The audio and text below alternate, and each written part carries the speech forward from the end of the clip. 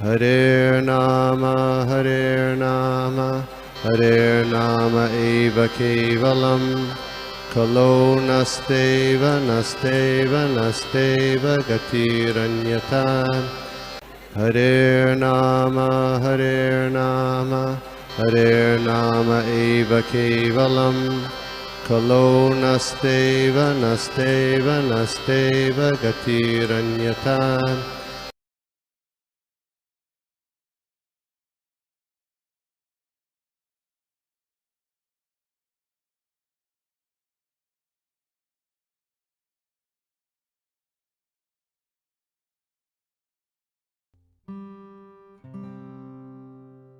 हरे कृष्णा। सभी को दंडवत प्रणाम। बहुत ही धन्यवाद स्वरूप माता जी। बहुत सुंदर कीर्तन और श्लोका जो आप रोज प्रतिदिन जो आप दोहराते हो, बहुत अच्छा शुरुआत होती है माता जी। Thank you very much. और सभी उपस्थित हरे कृष्णा। वैष्णव, थैंक यू प्रभु। दंडवत प्रणाम। दंडवत प्रणाम माता जी। और सभी को पद्मावती माता जी, पंकज प्रभु, सर्वरूप माता जी, अपर्णा माता जी, गोपनाथ प्रभु, कुंजेश्वरी माता जी, सभी उपस्थित वैष्णवों का स्वागत है और धन्यवाद। और आज हम देख रहे हैं श्लोका मतलब भागवतम से अध्याय जो स्कंद है, दूसरा अध्याय 4 और श्लोक क्रमांक 20। तो पहले हम श्लोक पढ़ते हैं। ओम नमो भगवते वासुदेवाय। ओम नमो भगवते वासुदेवाय। ओम नमो भगवते वासुदेवाय। नारायणं नमस्कृत्य नरं चैव नरोत्तमं देवीं सरस्वतीं व्यासं ततो जयम् उदीरयेत्। नष्टप्रायेषु भद्रेषु नित्यं भागवत सेवया भगवती उत्तमश्लोके भक्तिर्भवति नैष्ठिकी।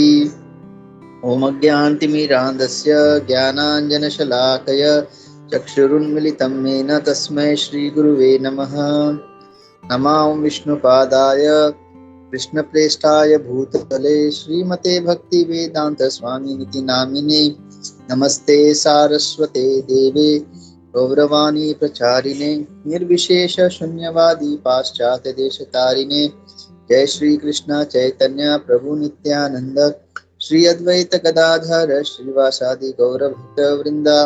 हरे कृष्णा कृष्णा कृष्णा हरे हरे, हरे राम राम राम हरे हरे।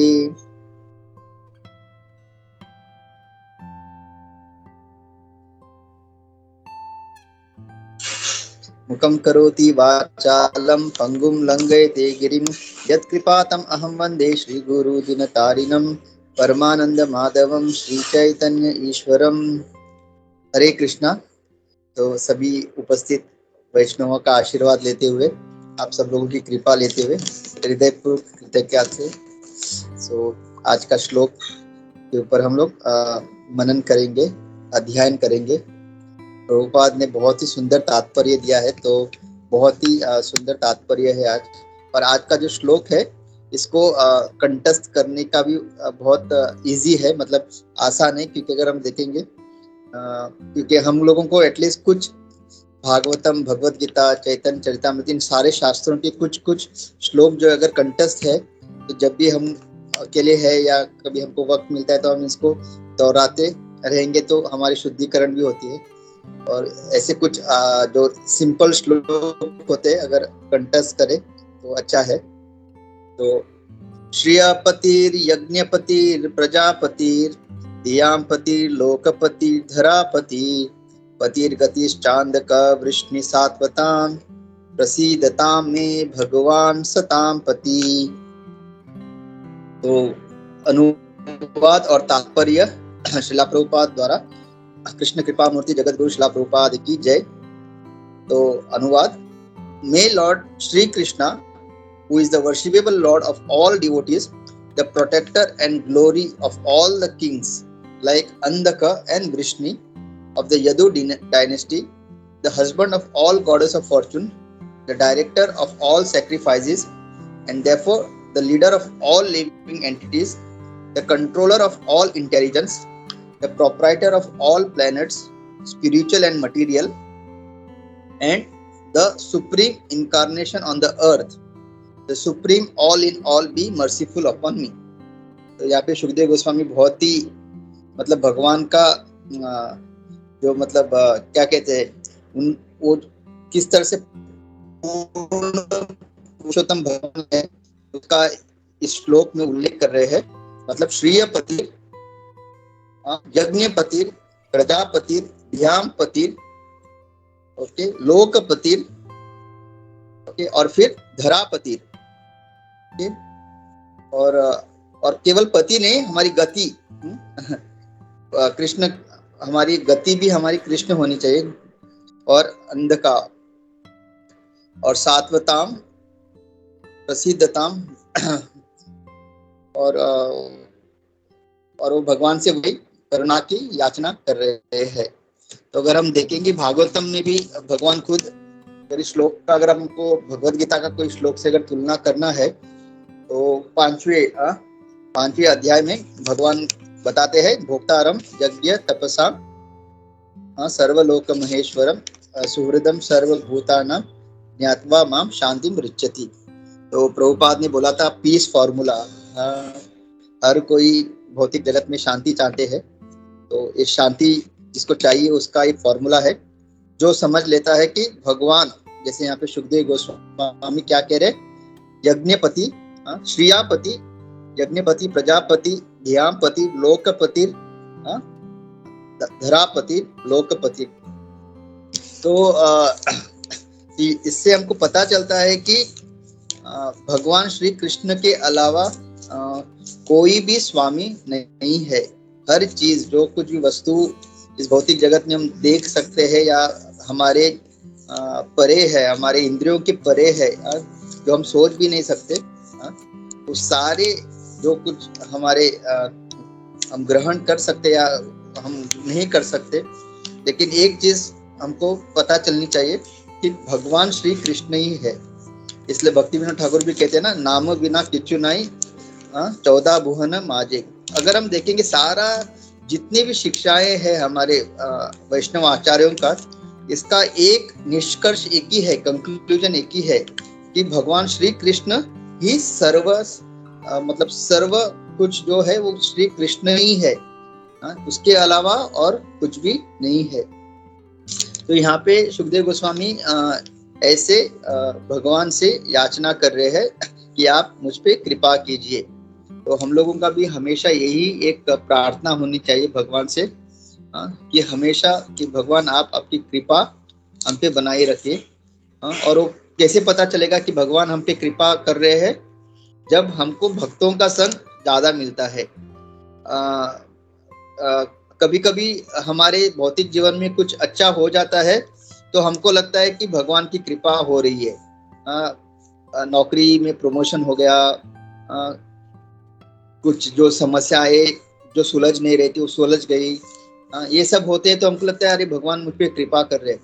लेकिन जो एक शुद्ध भक्त है, जिसका गति यहाँ पे जो लिखा है, जिसकी गति एक ही है कि मुझे कृष्ण की भक्ति करनी है, कृष्ण प्रेम प्राप्त करना है और कृष्ण के धाम जाना है, तो उस ऐसे जो शुद्ध भक्त है वो कैसे मानते हैं कि भगवान की कृपा हो रही है मुझ पे?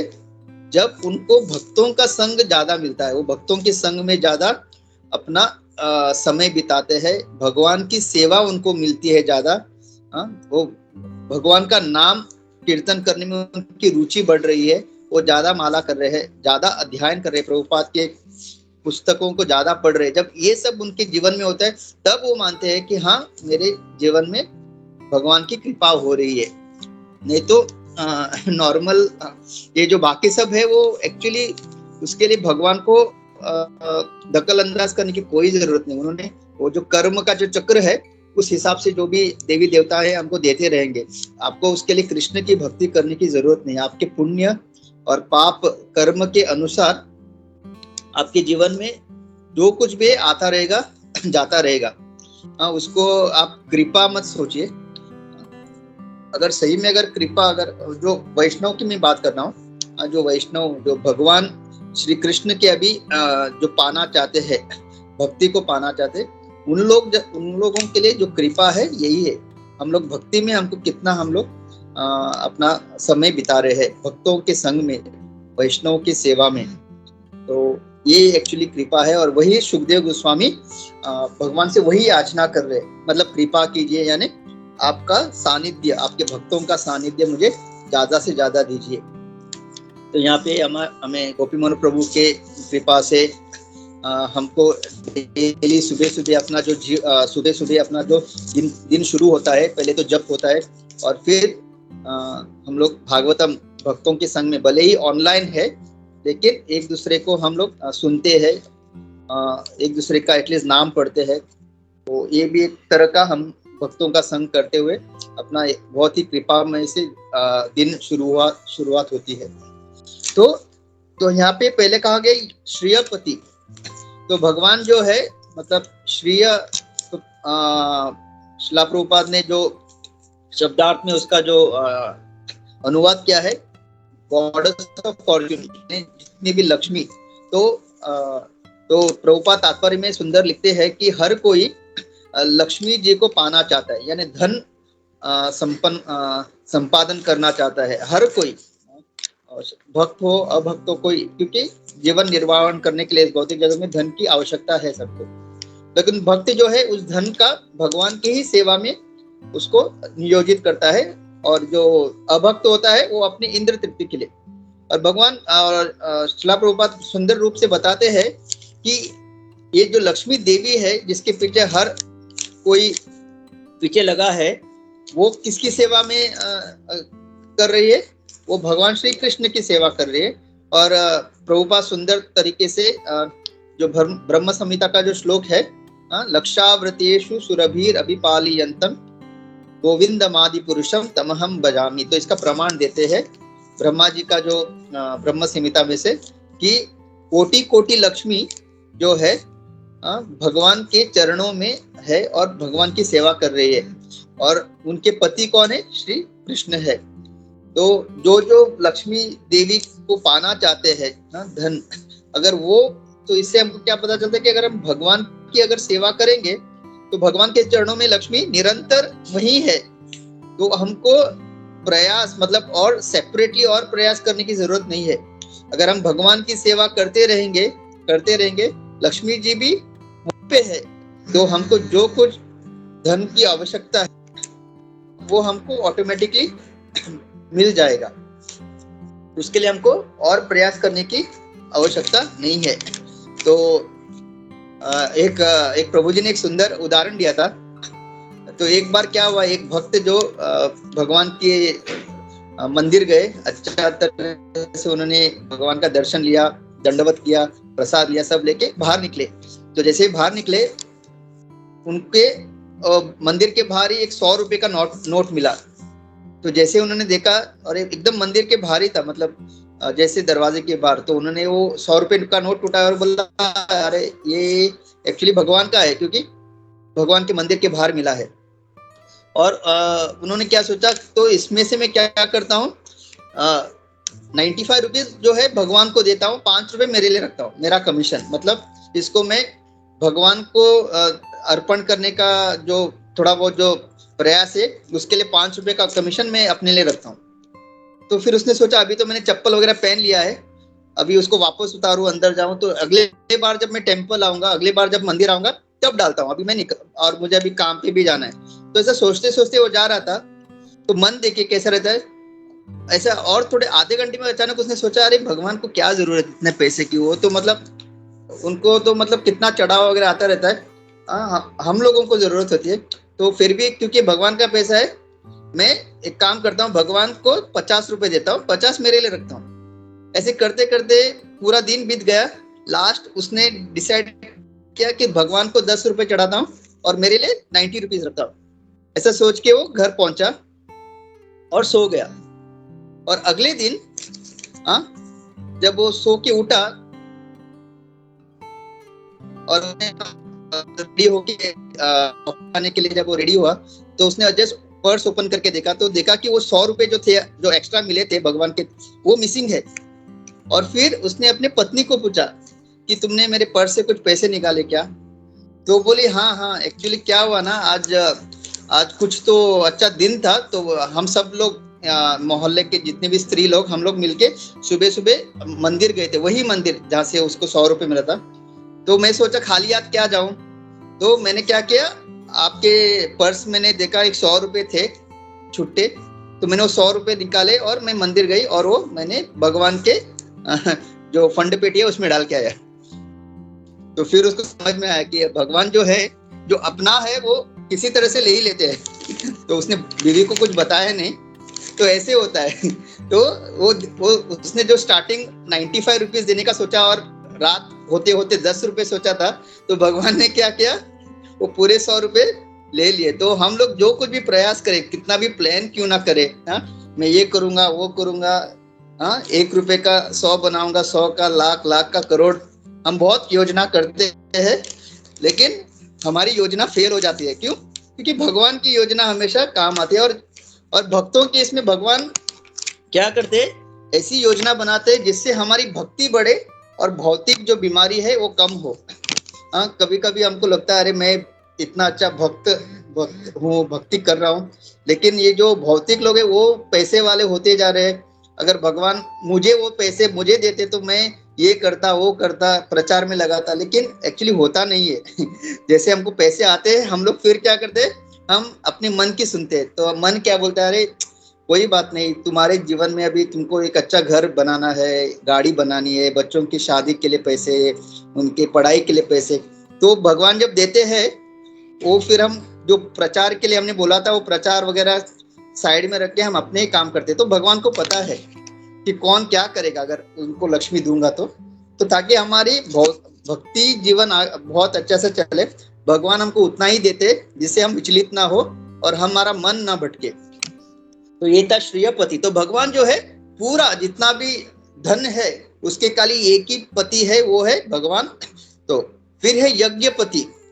तो जैसे हमको पता है भोक्तारम यज्ञ तपस्याम, जो भी यज्ञ तपस्या हम लोग सब करते हैं उसके केवल एक ही उसके प्रोप्राइटर या उसके मालिक, जो कुछ भी हम कर रहे हैं वो है भगवान।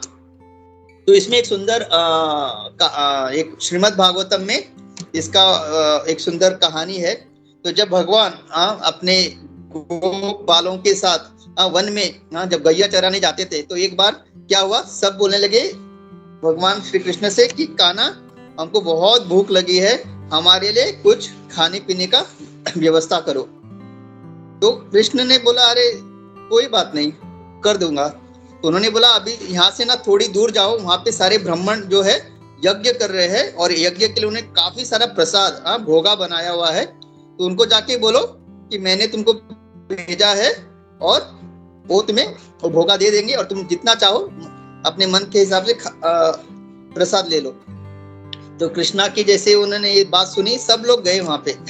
तो वहां पे ब्राह्मण जो है तपस्या मतलब यज्ञ कर रहे थे और गोपालों ने जाके बोला कि हमको भगवान ने हमको कृष्णा ने भेजा है, कान्हा ने भेजा है और हमको भूख लगी है, और उन्होंने कहा आपके पास यहाँ पे जो कुछ है वो हमको देने के लिए। तो ब्राह्मण ने क्या किया, उनको एकदम डांट फटकार के वहां से भगा दिया, चलो निकलो यहाँ से, नहीं देख रहे हम लोग यज्ञ कर रहे हैं, आ जाते हो। तो वो बहुत ही हताश हो गया। अरे कृष्णा ने, क्योंकि कृष्ण तो उनके लिए सब कुछ है, तो कृष्ण ने कहा, तो वो पूरे कॉन्फिडेंस के साथ गए थे, अगर कृष्ण ने बोला है तो हमको मिल जाएगा यहाँ पे खाने पीने का, हमारी व्यवस्था हो जाएगी। लेकिन वो ब्राह्मणों ने क्या किया, वहां से उनको भगा दिया। तो यही होता है, कभी कभी हम लोगों को उद्देश्य नहीं पता, हम लोग जो कर रहे हो किसके लिए कर रहे हैं। बहुत बड़े मंत्र का उच्चारण करते हैं, संस्कृत में बहुत कुछ बोलते हैं, लेकिन क्यों कर रहे हैं उसका उद्देश्य नहीं पता। अभी वो यज्ञ को क्यों कर रहे थे ब्राह्मण, कृष्ण को प्रसन्न करने के लिए, भगवान को प्रसन्न करने के लिए, और भगवान को उनका यज्ञ स्वीकारने के लिए अपने जो उनके गोप सखा है उनके द्वारा उस यज्ञ को स्वीकार करने वाले थे, इसलिए उन्होंने भेजा। लेकिन उन्होंने क्या किया, उनको डांट फटकार के वहां से भगा दिया। तो वो वापस आ जाते हैं और भगवान से कहते हैं कि कृष्णा उसने तो हमको कुछ दिया ही नहीं, ऊपर से डांट के भगा दिया। तो कृष्ण बोलते कोई बात नहीं, एक काम करो, अभी उनकी जो पत्नियां हैं ब्राह्मण पत्नी, आप लोग उनके पास जाओ और उनको बोलो मैंने भेजा है और आपको भूख लगे वो आपको देंगे। तो वापस वो लोग तो यही होता है एक भक्त का। वो कृष्ण के साथ उन्होंने नहीं बोला नहीं नहीं कृष्णा तुम हमें ये अभी वहां पे जाके ऑलरेडी डांट खा के आए, हम लोग वापस नहीं जाएंगे, क्या पता वो देंगे कि नहीं। जैसे ही कृष्ण बोला वो लोग वापस वही कॉन्फिडेंस के साथ, वही एंथुजियाज्म ना। उन्होंने ऐसा नहीं सोचा है कृष्ण पता नहीं हमको उल्लू बना रहे क्या, ऐसा कुछ नहीं। जैसे कृष्ण बोला उसी उत्साह के साथ गए। कृष्ण ने बोला तो हो जाएगा काम। तो इस बार वो ब्राह्मण पत्नी के पास गए और जैसे ब्राह्मण पत्नी को उन्होंने बोला कि हमको कृष्ण ने भेजा, और जब उन्होंने देखा इतने सुंदर सुंदर गोप बालों को, उन्होंने तुरंत बिना पति मतलब जो उनके ब्राह्मण पति है उनकी परमिशन वगैरह कुछ नहीं, सीधा उनको उन्होंने वो जो भी वो यज्ञ के लिए उन्होंने बनाए थे प्रसाद उनको खिलाया। तो इससे हमको पता चलता है कि भक्ति एक मतलब यज्ञ का जो भी हम लोग कर क्यों रहे हैं, भगवान को प्रसन्न करने के लिए। तो अगर हमको पता नहीं तो आप कितना भी यज्ञ करो कितना भी तपस्या करो उसका कोई लाभ नहीं है। वो श्रम ये वही केवलम, कुछ भौतिक आपको सुविधाएं मिल जाएंगे आपके यज्ञ के कारण, लेकिन जो एक्चुअल क्या है उसका लाभ क्या होना चाहिए, कृष्ण भक्ति, कृष्ण प्रेम, कृष्ण प्रसन्न होना चाहिए। ये अगर नहीं होता है तो फिर वो केवल श्रम होगा। तो यहाँ पे बहुत ही सुंदर तरीके से हमको पता चलता है कि भक्ति करने के लिए क्या क्वालिफिकेशन चाहिए। एक निर्मल एक कोमल हृदय चाहिए, सिंप्लिसिटी, एक सिंपल। वो ब्राह्मण पत्नी बिल्कुल उनको ना श्लोका आता था ना उनको यज्ञ करने का विधि पता था, कुछ नहीं पता था, लेकिन भक्ति जहार पायल गोविंद चरण। उन्होंने केवल भगवान की एक मतलब एकदम प्रामाणिकता से जब वो भक्ति कर रहे हैं तो वही केवल हमको क्वालिफिकेशन चाहिए। तो ये ब्राह्मण पत्नी बिना उनको कुछ ज्ञान होते हुए उन्होंने भगवान को प्रसन्न किया। कैसे? जैसे उन्होंने कहा कि कृष्ण ने हमको भेजा है और हमको भूख लगी, उन्होंने उनको पूरा अच्छी तरह से उनको खिलाया वो गोप बालों को। तो ये करने से कृष्ण प्रसन्न हो गए और ये लोग स्वाहा स्वाहा करते रह गए। कौन? ब्राह्मण लोग। तो हमको भी ये सोचना चाहिए कि अगर भगवान को प्रसन्न करना है तो ऐसा मत सोचिए कि मुझे पंडित बनना है, हमको भागवतम वगैरह पढ़ना है, लेकिन उसका सार लेना है। हमको वो भागवतम का पंडित नहीं बनना है। जैसे चैतन्य महाप्रभु की लीला में भी अगर हम देखेंगे, जो एक ब्राह्मण थे उनको वो एकदम अनपढ़ थे, लिखना वगैरह नहीं आता था, पढ़ना भी नहीं आता था, लेकिन वो भगवत गीता का वो जो भगवान श्री कृष्ण जो अर्जुन के सारथी बने हैं उसको देख देख के रो रहे थे। और बाकी सारे जो ब्राह्मण थे उसका उपहास कर रहे थे कि ये देखो इसको ना पढ़ना आ रहा है लिखना आ रहा है, और ऊपर से ऐसा दिखा रहा है जैसे वो बहुत बड़ा ज्ञानी है और रो रहा है जैसे कि इसको कुछ समझ में आ रहा है। और चैतन्य महाप्रभु जाके फिर पूछते उससे कि सब लोग तो कह रहे तुम अनपढ़ हो, अगर तुम अनपढ़ हो तो तुमने ऐसा क्या पढ़ लिया है इस भागवत गीता की तुम इतना रो रहे हो। तो वो कहते हैं कि एक्चुअली ये सब लोग सही कह रहे हैं, मैं अनपढ़ हूँ, लेकिन मेरे गुरु ने मुझे आदेश दिया है कि मुझे गीता पढ़नी है। तो बोले शुद्ध अशुद्ध गीता पढ़ी गुरु आज्ञा कोरी मानी। मूर्खामी, वो कहते हैं मूर्खामी, मतलब देखिए भक्त कितने मतलब इसको बोलते हैं ह्यूमिलिटी। वो एक्सेप्ट करते हैं कि मैं मूर्ख हूँ। शुद्ध अशुद्ध गीता पढ़ी गुरु आज्ञा कोरी मानी, क्योंकि मेरे गुरु का आज्ञा है इसलिए मुझे मैं रोज प्रयास करता हूँ, कुछ नहीं तो मैं भगवत गीता। तो फिर चैतन्य महाप्रभु कहते हैं अच्छा अगर तुम अनपढ़ हो, तुम्हें पढ़ना नहीं आता, तो फिर इतना रो क्यों रहे हो, मतलब कुछ समझ में आएंगे तो रोते हैं ना हम लोग, अगर कुछ पढ़ा ही नहीं तो क्या समझ में आया।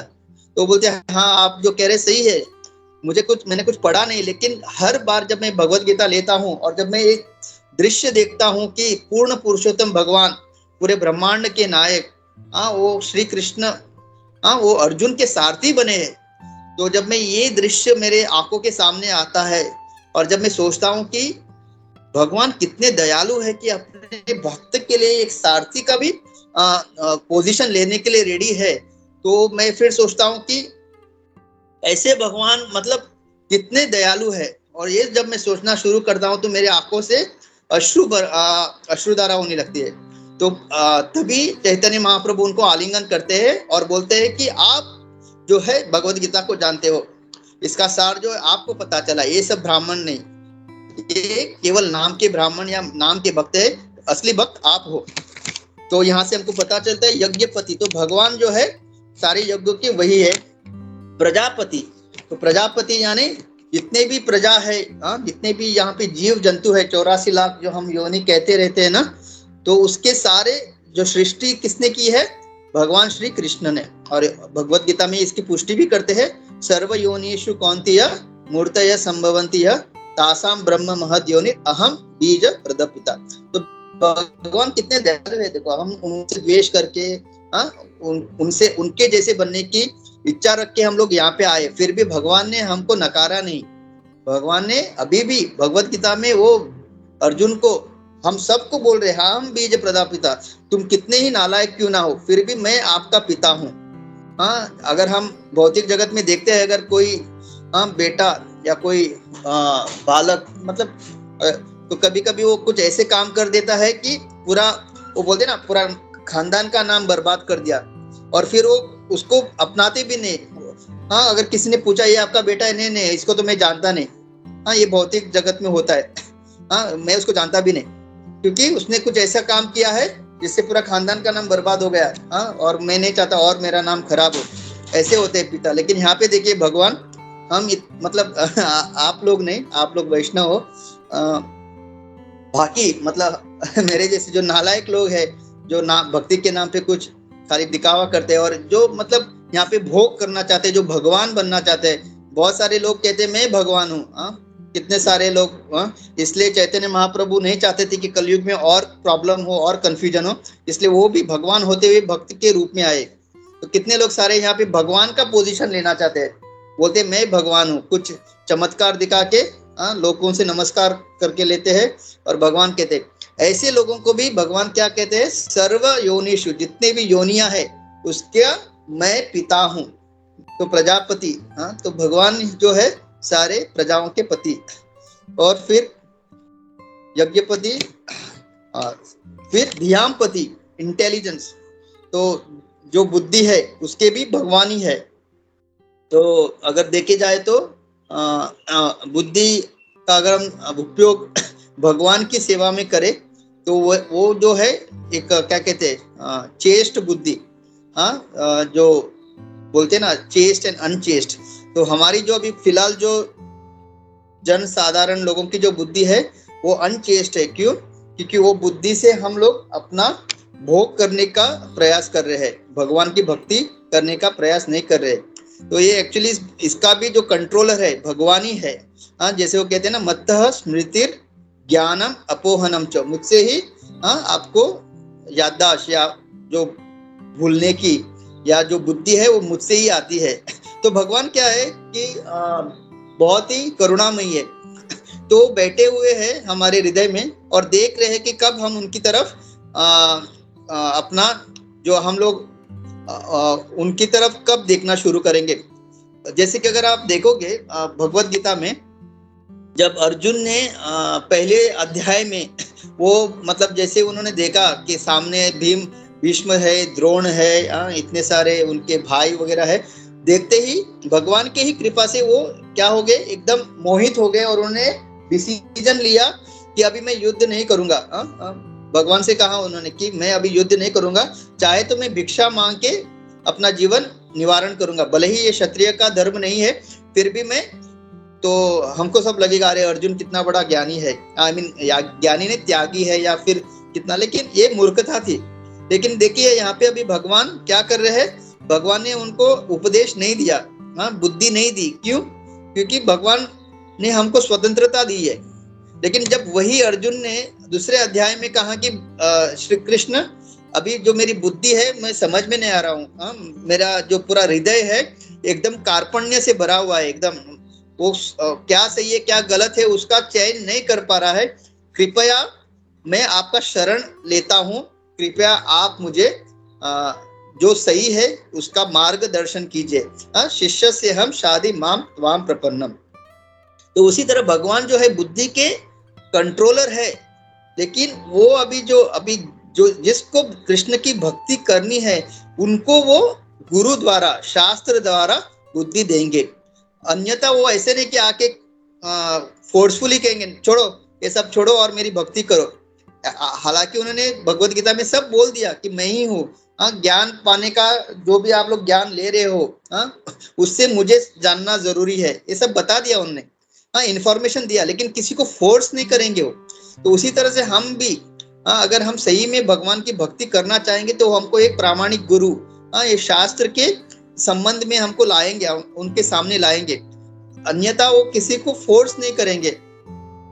तो अगर तो हम लोग भी जो अभी कृष्ण भावनामृत में है, अगर हमको चाहिए कि भगवान हमको कंटिन्यूस अच्छी बुद्धि दे, आध्यात्मिक बुद्धि दे, तो हमको भी भगवान को दिखाना पड़ेगा कि भगवान सही में प्रामाणिक हूँ। मैं यहाँ पे टाइम पास के लिए नहीं आया हूँ। ऐसा नहीं कि प्रसादम अच्छा है, यहाँ पे मेरा थोड़ा बहुत गुणगान होता है, इसके लिए मैं आ रहा हूँ।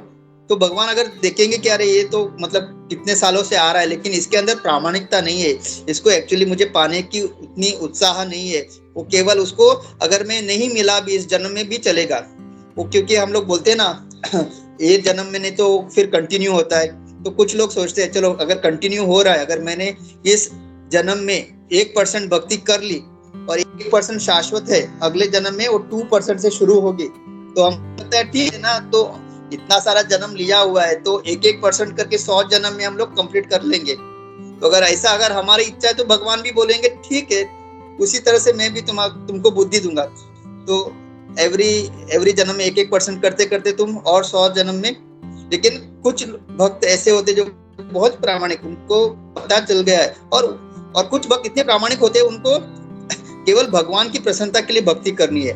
उनको ना वो बोलते हैं ना, नारायण परा सर्वे न कुटश्चन बिभ्यति स्वर्ग अपवर्ग नरकेशु समतुल्यार्थ दर्शिना। उसको आप स्वर्ग भेजिए, उनको नर्क भेजिए, कहीं पे भी भेजिए, उनको सब हर जगह, क्योंकि वो कृष्ण भावनामृत है, हर जगह उनके लिए वो वृंदावन है, वो हर जगह उनके लिए मायापुर है, हर जगह वो जगन्नाथपुरी है। क्यों? क्योंकि वो कृष्ण का दर्शन कर रहे हर जगह, समतुल्यार्थ दर्शिना। तो ऐसे भगवान, ऐसे भक्तों के लिए भगवान जो है भर भर के जो आध्यात्मिक बुद्धि है वो देते हैं। ऐसे भक्तों के लिए वो बार बार भक्तों के संग में उनको आध्यात्मिक बुद्धि का प्रदान करते हैं। तो हमको भी ऐसे भक्त बनने की कोशिश करनी है ताकि हमको भगवान अपनी तरफ से मतलब भगवान खुद होके हमको आध्यात्मिक बुद्धि प्रदान करते रहे। और जब अपना जो बुद्धि हमेशा आध्यात्मिक रहेगा तो हम जो भक्ति में बहुत अच्छी तरह से प्रगति कर सकते हैं। तो फिर आगे कहते हैं लोकपति। तो लोकपति यानी जो भी आप देख सकते हैं या नहीं देख सकते, जो हमारे इंद्रियों के परे है, उसके सारे स्वामी केवल भगवान है। ईशावास्यम इदम सर्वम यत् किंच जगत्याम जगत तेन तक्तेन पूंजिता माग्रद कश्य स्वीधनम। तो जो कुछ भी आप देख सकते हैं, अहम सर्वस्य प्रभो, भगवान कहते हैं ना चतुर्श्लोकी में, मत्तः सर्वम प्रवर्तते। हर चीज आध्यात्मिक हो या भौतिक जगत हो, जो कुछ भी है ये भगवान का है। और हम यहाँ पे कुछ समय के लिए, भगवान ने हो हमारे, जब तक हम है यहाँ पे इस देह में, तो हम लोगों को जो जो कुछ चीज की हमको आवश्यकता है वो भगवान खुद दे देते हैं। It is on rent. जब हम कहीं पे भी जाते हैं तो हम लोग वहां पे जाके रेंट पे रूम खरीदते हैं, रेंट पे गाड़ी खरीदते हैं। फिर जैसे ही हमारा टाइम आता है घर जाने का, तो हम अपना चाबी जो है, रूम का चाबी, वो काउंटर पे देते हैं, गाड़ी की चाबी उसके मालिक को देते, अपना भाड़ा भर देते और वहां से निकल जाते। तो उसी तरह से यहाँ पे कुछ भी अपना नहीं है, ये सारा रेंट पे भगवान ने हमको दिया हुआ है हमारे योग्यता के अनुसार। अगर आप कल कहीं घूमने जाओगे, अगर आपकी योग्यता है तो आप 5 स्टार होटल में रुक सकते हैं। अगर आप दिन का 1 लाख भाड़ा भर सकते हो तो आप 5 स्टार होटल में रुक सकते हो। अगर आपकी योग्यता 1000 है तो फिर आपको उस हिसाब का रूम मिलेगा। तो उसी तरह से यहाँ पे हमारे जो अपना जो कर्म के हिसाब से जो उस हिसाब से भगवान ने हमको सारा चीज दिया हुआ है। कभी ऐसा मत सोचे कि भगवान ने मेरे साथ अन्याय किया है, एक को करोड़पति बनाया और मुझे देखो करोड़ कमाते कमाते पता नहीं कितने जन्म बीत जाएंगे। हमारे कर्म के हिसाब से। तो यहाँ पे जो कुछ भी है भगवान का है और हम यहाँ पे वो रेंट पे है, और ये भगवान की ही करुणा है कि वो रेंट भी भगवान ही भर रहे। हम कहाँ भर सकते हैं वो रेंट? वो भगवान हमारे थ्रू हमको मतलब शक्ति दे के हमारे थ्रू ये सारा जो जॉब ये सब हमसे करा लेते हैं। हम केवल एक निमित्त है, करवा लेते हैं और फिर हमसे सब ये जो अपना जो जीवन चल रहा है ये भगवान की कृपा से चल रहा है। तो जो भी कुछ है, लोकपति भगवान है, और धियामपति, हाँ राइट ना, धियामपति, और कौन सा बाकी है, धियामपति हो गया वो बुद्धि, लोकपति, और धरापति, धरा का मतलब अर्थ, हाँ ये जो हम इस पृथ्वी का जो हम शोषण कर रहे हैं, हाँ ये भी भगवान की ही संपत्ति है। हाँ मतलब पृथ्वी माता कितना, मतलब कलयुग में हम लोग जिस तरह से ऑयल ड्रिलिंग, ये ड्रिलिंग, मतलब एडवांसमेंट के नाम पे इतना कुछ पृथ्वी ये धरा जो धरती का जो हम लोग शोषण कर रहे हैं, ये भी भगवान की संपत्ति है। और इसलिए भगवान की कृपा से, प्रभुपाद की कृपा से हम जैसे लोगों को ये जो ज्ञान मिला है, हमको जितना हो सके इस पृथ्वी को और भार नहीं डालना चाहिए, क्योंकि बेचारी कितना सहन कर रही है, हम इतना सारा पाप कर रहे हैं, और पृथ्वी माता बहुत ही इससे त्रस्तग्रस्त है। और आगे लिखा गया है कि जो भक्त होते हैं उनकी गति कौन, वो किसको गति मानते हैं, भगवान श्री कृष्ण को अपना गति मानते हैं। तो हमको भी जो है भगवान श्री कृष्ण को अपना गति, अपना गोल, वो मानना चाहिए। और प्रसीदताम, और यही हमको प्रार्थना करनी चाहिए, जैसे सुखदेव गोस्वामी प्रार्थना कर रहे हैं कि भगवान आपकी कृपा हमेशा हमारे पर बनाए रखिए। तो ये कृपा क्या है, कृपा है भक्ति में, हमको भक्ति जीवन में आगे बढ़े। इसके अलावा बाकी सब जो है वो हमारे मतलब मिले ना मिले, जो कुछ भी हमको मिलना है वो मिलेगा, उसमें आप भगवान कभी भी, मतलब आप भक्ति करो ना करो, ऐसा नहीं कि भगवान बोलेंगे अरे मेरी भक्ति नहीं कर रहा है, इसका सारा खाना पीना बंद करो, ऐसा नहीं है भगवान। हाँ हमारा जो लिस्ट में हमको जो मिलना है भगवान वो दे देते हैं। इसलिए उन्होंने पूरे 33 कोटि देवी देवताओं को चयन करके रखा है। उसमें हमारा कोई लेकिन जो भक्ति अगर हमको मिला इस मनुष्य जीवन में, ये सबसे बड़ी कृपा है। भक्तों का संग अगर हमको कंटिन्यूअस 24 आवर्स मिलते रहेगा, ये हमारे लिए कृपा है। अगर हम भगवान का नाम गान में अगर हमारी रुचि और बढ़ रही है तो ये एक्चुअली कृपा है। अगर प्रभुपाद के जो ग्रंथ, मतलब श्रीमद् भागवतम, चैतन्य चरितामृत, भगवद गीता, ये सारे ग्रंथ पढ़ने में हमारी रुचि बढ़ रही है, तो ये हमारे लिए एक्चुअली कृपा है। तो इस कृपा का पात्र बनने का हमको पूरा प्रयास करना चाहिए, तो ही हमारा ये जीवन जो है सफल होगा। तो देखिए सुखदेव गोस्वामी, सुखदेव गोस्वामी कोई साधारण व्यक्ति नहीं है। ऐसा मत सोचिए कि उनको कुछ पता नहीं इसलिए वो भगवान की कृपा भक्ति मांग रहे। उनके वो पूरी तरह से शुद्ध भक्त है, जिनको सब पता है कि क्या मतलब जीवन का उद्देश्य क्या होना चाहिए। तो जब ऐसे शुद्ध भक्त अपना जीवन इस तरह से अगर बिता रहे और वो याचना कर रहे कि भगवान से आप अपनी कृपा, तो हम लोगों को भी उन्हीं के पद चिन्हों में चलना चाहिए। अगर हम सुखदेव गोस्वामी और हमारे जो महान आचार्य है उनके पद चिन्हों में चलेंगे तो ही हमारा जीवन जो है सफल होगा। अदरवाइज हम लोग यहाँ पे रह के करोड़पति, ये पति वो पति बन जाएंगे तो कोई उसका फायदा नहीं है। हमारे लिए केवल एक ही पति होनी चाहिए, वो है लक्ष्मीपति। और लक्ष्मीपति होनी चाहिए, लक्ष्मी नहीं। वो बाकी बोलते ना वो हमको नारायण के साथ लक्ष्मी की पूजा करनी चाहिए, केवल लक्ष्मी की नहीं, क्योंकि जो लक्ष्मी है हमेशा नारायण के चरणों में रहती है। तो अगर हमारे पास नारायण है तो लक्ष्मी भी है।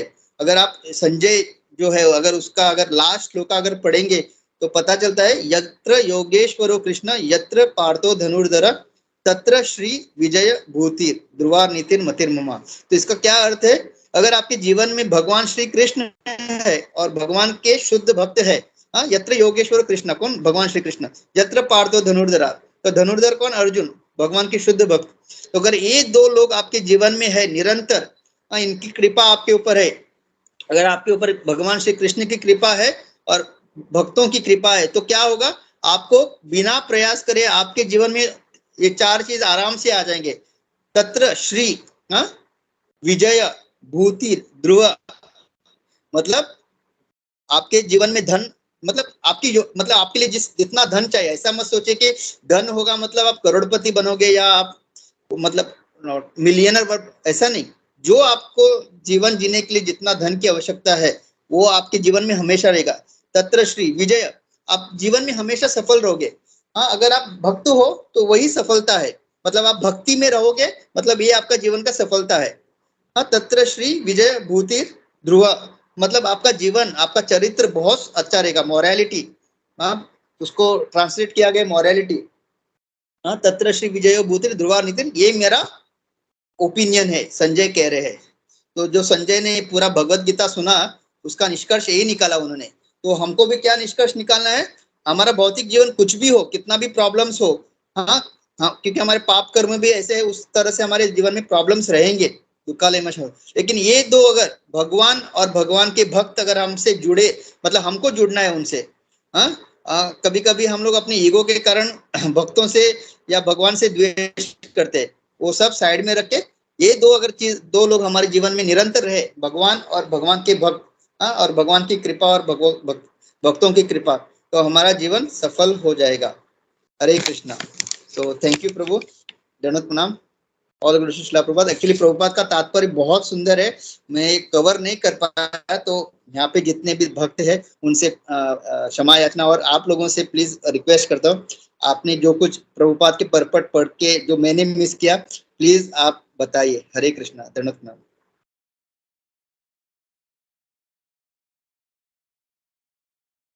हरे कृष्णा प्रभु, धन्यवाद प्रणाम।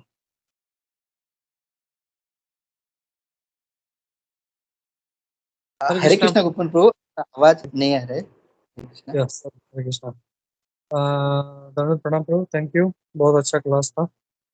और इसमें मैं देख रहा था वापिस प्रभुपाद जी जो है कल से कंटिन्यू कर रहे थे, कल का जो श्लोक था कि कैसे हम लोग कल गतव्यली का ही जो निष्कपट भक्त है उनके बारे में बात कर रहे थे। तो यहाँ पे वो कहते हैं कि सुखदेव गोस्वामी उनमें सबसे टॉप मोस्ट है, जो गतव्यली के जो निष्कपट भक्त है, और सभी जो क्या बोलते हैं गलत धारणाओं से मुक्त है वो, और इसीलिए जो है वो भगवान का बहुत अच्छी तरह से वर्णन कर सकते हैं। तो हम लोग देखें, अगर आज 20वां श्लोक चल रहा है, लेकिन 12वें श्लोक से हम लोग जो उन्होंने स्टार्ट किया है भगवान का वर्णन करना, भगवान का महिमा करना, कैसे भगवान कृपालु है, दयालु है। कल हमने देखा कि एक उसमें कल एक पॉइंट में भूल गया था कि जो गतव्यली का यानी जो निष्कपट भक्त हैं उनके भी समझ में नहीं आता कि भगवान के गुण क्या है और कैसे हैं। तो वो बोलते हैं, लेकिन उसमें एक पॉइंट ये है कि भगवान असीमित है, कितना भी समझे हम लोग तो वो it is always like a zero. तो इसका मतलब ये नहीं कि हम लोग समझ नहीं रहे हैं भगवान को। अगर समझ नहीं रहे हैं तो सुखदेव गोस्वामी महाराज इसका वर्णन नहीं कर पाते। तो we have to understand in that context, जब बोलते हैं कि भगवान को समझ नहीं सकते।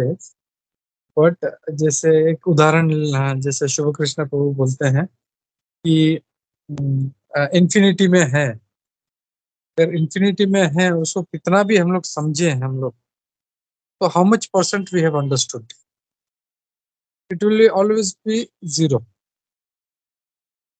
तो इसका मतलब ये नहीं कि हम लोग समझे नहीं है, हम लोग समझे हैं, लेकिन स्टिल वो जो गुण है वो असीमित है, अनलिमिटेड है, इसके लिए ऐसा कहा गया है। तो वेरी नाइसली जो है, मतलब प्रभुपाद जी ये पॉइंट यहाँ पे कंटिन्यू कर रहे हैं, कैसे सुखदेव गोसाई महाराज भी बता रहे हैं कि कैसे भगवान जो है लक्ष्मीपति हैं, बुद्धि के पति है, लोकों के पति है, धरा के पति हैं, और सभी जो वृष्णि वंश है, अंधक वंश है के पति हैं, और उनके पति मतलब हमको पता है इज द प्रोटेक्टर। तो उनका ये जो गुण है कि कैसे वो सभी के पति, ये पालन करने वाले और प्रोटेक्ट करने वाले, ये गुण आज के श्लोक में दिखता है। Very nicely you covered all the points, thank you Prabhu. Hare Krishna.